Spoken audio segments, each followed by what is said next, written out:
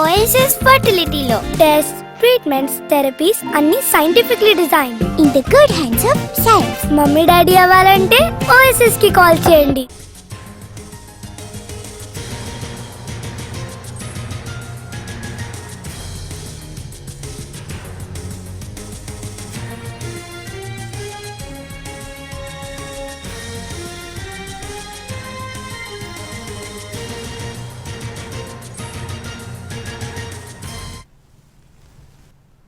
Formula ఈ car race కేసులో ACB ED నోటీసులు అందుకున్న కేటీఆర్ హైకోర్టును ఆశ్రయించారు.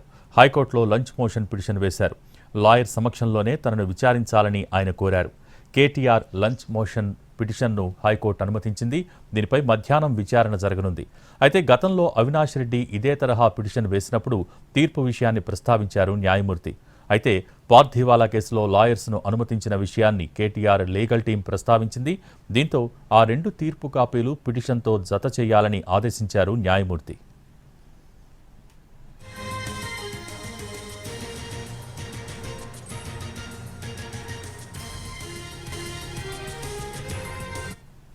ఫార్ములా ఈ కార్ రేస్ కేసులో ఏసీబీ ఈడీ నోటీసులు అందుకున్న కేటీఆర్ హైకోర్టును ఆశ్రయించారు. హైకోర్టులో లంచ్ మోషన్ పిటిషన్ వేశారు. లాయర్ సమక్షంలోనే తనను విచారించాలని ఆయన కోరారు. కేటీఆర్ లంచ్ మోషన్ పిటిషన్ను హైకోర్టు అనుమతించింది. దీనికి సంబంధించి మోర్ అప్డేట్స్ మా ప్రతినిధి శర్మ లైవ్లో అందిస్తారు. Sharma, over to you. Formula ఈ కార్ రేసింగ్ కేసు విచారణకు రేపు కేటీఆర్ హాజరైతే మరి న్యాయవాదితో వెళతారా లేదా అన్నదే ఇప్పుడు చాలా ఆసక్తికరంగా మారింది. మరి ఏసీబీ మాత్రం ఎట్టి పరిస్థితుల్లో కేటీఆర్తో కలిసి న్యాయవాదిని అనుమతించేటువంటి ప్రసక్తే లేదు అనేటువంటిది తేల్చి చెప్పింది. అటు 2 రోజుల క్రితం ఆయన ఏసీబీ కార్యాలయానికి వచ్చినప్పుడు ఇదే లాయర్తో నేను లోపలికి వస్తానని చెప్పినప్పుడు ఏసీబీ అభ్యంతరం వ్యక్తం చేసింది, అనుమతించలేదు. మళ్ళీ రెండోసారి నోటీసులు జారీ చేసినప్పుడు అందులో చాలా స్పష్టంగా పేర్కొంది కేవలం కేటీఆర్ మాత్రమే రావాలి, కేటీఆర్ మినహా ఇంకెవరిని లోనికి అనుమతించే ప్రసక్తి లేదు అనేటువంటి విషయాన్ని ఏసీబీ స్పష్టం చేసింది. అంటే రేపు ఒకవేళ కేటీఆర్ విచారణకు హాజరైతే మరి తాను మాత్రం న్యాయవాది తీసుకునే వెళ్తానని న్యాయవాది సమక్షంలోనే ఏసీబీ అధికారులు విచారించాలని ఆయన పట్టుబడుతున్నారు. నిన్న ప్రెస్ మీట్లో అదే చెప్పారు.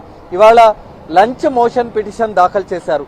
ఏసీబీ అనుమతించలేదు కాబట్టి కోర్టు అనుమతి తీసుకొని వెళ్లాలని ఆయన భావిస్తున్నారు. మరి ఉదయం కోర్టు ప్రారంభం కాగానే లంచ్ మోషన్ దాఖలు చేసేందుకు అనుమతి కోరారు వాళ్ళ తరపు లాయర్.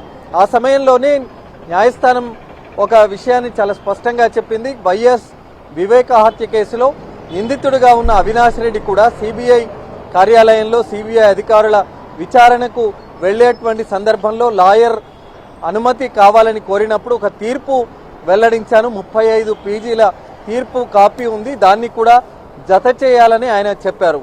అయితే ఆ సందర్భంలోనే కేటీఆర్ తరపు లాయర్ మరి పార్థివాలా కేసులో లాయర్ను ఆ కేసులో ఉన్నటువంటి నిందితుడికి లాయర్ను అనుమతించారు విచారణకు సంబంధించి, కాబట్టి అనుమతించాలని కోరారు. ఆ సందర్భంలో న్యాయస్థానం మాత్రం అటు అవినాష్ రెడ్డికి సంబంధించినటువంటి తీర్పు, ఇటు పార్థివాలా కేసుకు సంబంధించినటువంటి తీర్పును కాపీలను జత చేయాలని చెప్పింది. మధ్యాహ్నం 2:30కు విచారణ జరుగుతుంది. మరి విచారణ క్రమంలో ఇటు కేటీఆర్ లాయర్ వాదనలు, అటు ఏసీబీ తరపు లాయర్ వాదనలు జరుగుతాయి. కాబట్టి వాదనలు విన్న తర్వాత న్యాయస్థానం మరి గతంలో ఇచ్చినటువంటి తీర్పు ఇదే కోర్టు తీర్పిచ్చింది కాబట్టి మరి అవినాష్ రెడ్డి విషయంలో కోర్టు లాయర్ను అనుమతించలేదనేటువంటి అంశం ఉంది. కాబట్టి మరి ఏ విధంగా కోర్టు రియాక్ట్ అవుతుంది, ఏ రకమైనటువంటి నిర్ణయం వెల్లడిస్తుంది అనేటువంటిది చూడాల్సి ఉంది. మొత్తానికి కేటీఆర్ మాత్రం ఈ ఫార్ములా ఈ కేసు నుంచి రక్షణ పొందాలని అన్ని రకాలుగా ఆయన